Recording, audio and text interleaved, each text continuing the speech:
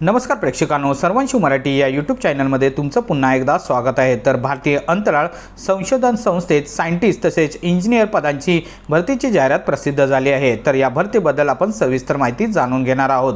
तर पदाचे नाव आणि तपशील। तर पहिले पद आहे सायंटिस्ट तसेच इंजिनियर एससी तेही सिव्हिल, तर याच्यासाठी पदसंख्या 18 असणार आहे। तर दुसरे पद आहे सायंटिस्ट तसेच इंजिनियर एससी तेही इलेक्ट्रिकल, तर याच्यासाठी पदसंख्या 10 असणार आहे। तर तिसरे पद आहे सायंटिस्ट तसेच engineer SC refrigeration and air conditioning, याच्यासाठी पदसंख्या 9 असणार आहे। तर चौथे पद आहे सायंटिस्ट तसेच इंजिनियर एससी आर्किटेक्चर, याच्यासाठी पदसंख्या 1 असणार आहे। तर पाचवे पद आहे सायंटिस्ट तसेच इंजिनियर एससी सिव्हिल तसेच PRL, याच्यासाठी पदसंख्या 1 असणार आहे।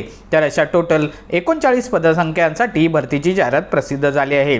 तर याच्यासाठी लागणारी शैक्षणिक पात्रता आपण पाहूया।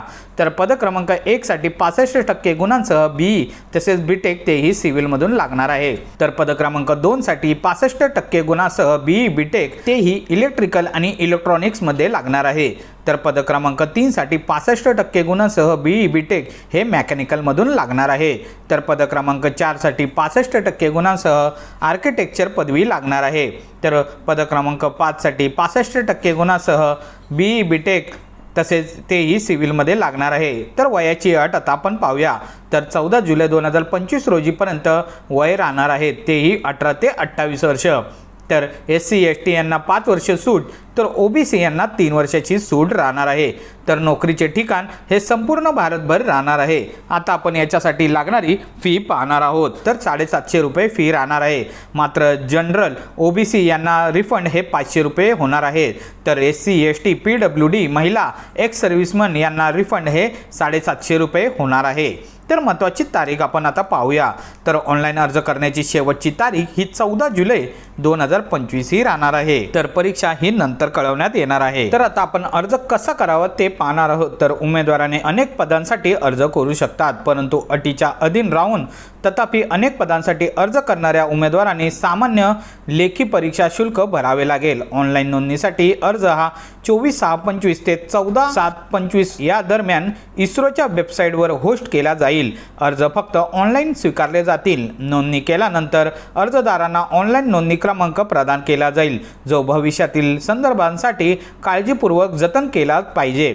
अर्जदाराचा ईमेल ID अर्जात अनिवार्यपणे द्यावा लागेल। ऑनलाईन अर्ज सादर करण्याची अंतिम तारीख ही 14/7/25 आहे। अर्ज सादर करण्याच्या शेवटच्या तारखेपूर्वी म्हणजेच 14/7/25 पूर्वी सादर केलेल्या नवीनतम शेवटचा अर्ज अंतिम मानला जाईल, ज्यासाठी पैसे दिले जातात। तर आता आपण निवड प्रक्रिया पाहणार आहोत। तर परीक्षा ही अहमदाबाद, बेंगळूर, भोपाळ, चेन्नई, गुवाहाटी, हैदराबाद, कोलकाता, लखनौ, मुंबई, नवी दिल्ली, तिरुवनंतपुरम या 11 ठिकाणी घेतल्या जातील। तथापि लेखी परीक्षा रद्द करण्याचा किंवा बदलण्याचा अधिकार इस्रो राखून ठेवते।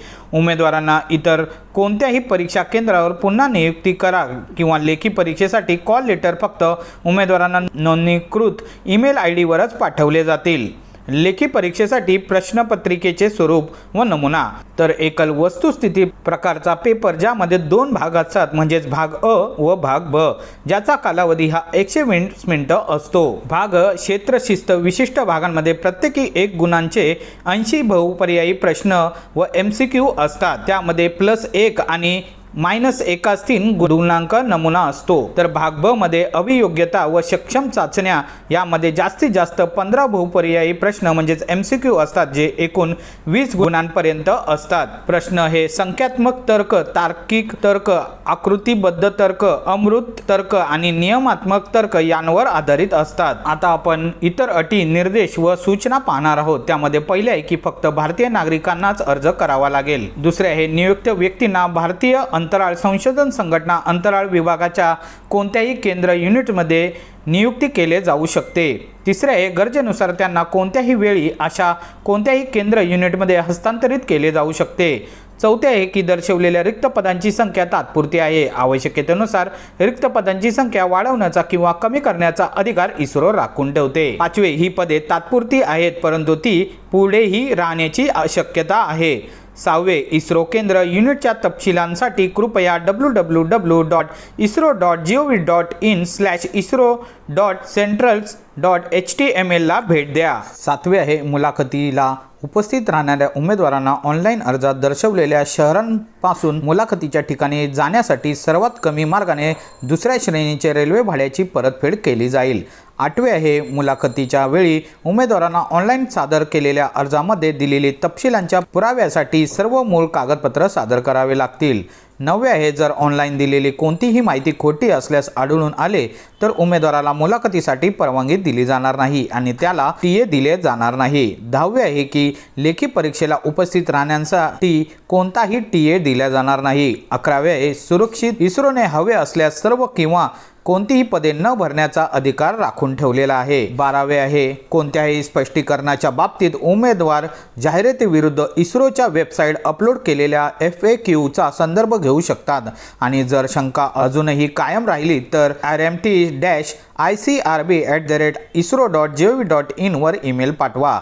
जाहिराती FAQ मध्ये आधीच उपलब्ध असलेल्या माहितीबद्दल प्रश्नांची आणि फालतू प्रश्नांची उत्तरे दिली जाणार नाही। 13वे उमेदवाराला पुढील सर्व संपर्क फक्त त्याच्या नोंदणीकृत ईमेल ID इस्रोच्या वेबसाईटद्वारे करावे लागतील। उमेदवारांना त्यांच्या ईमेल नियमितपणे तपासण्याचा आणि वेळोवेळी इस्रो वेबसाईटला भेट देण्याचा सल्ला देण्यात येत आहे।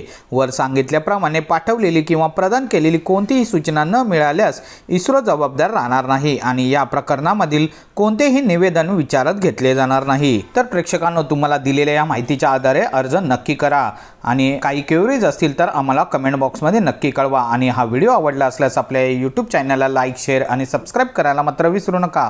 तोपर्यंत धन्यवाद।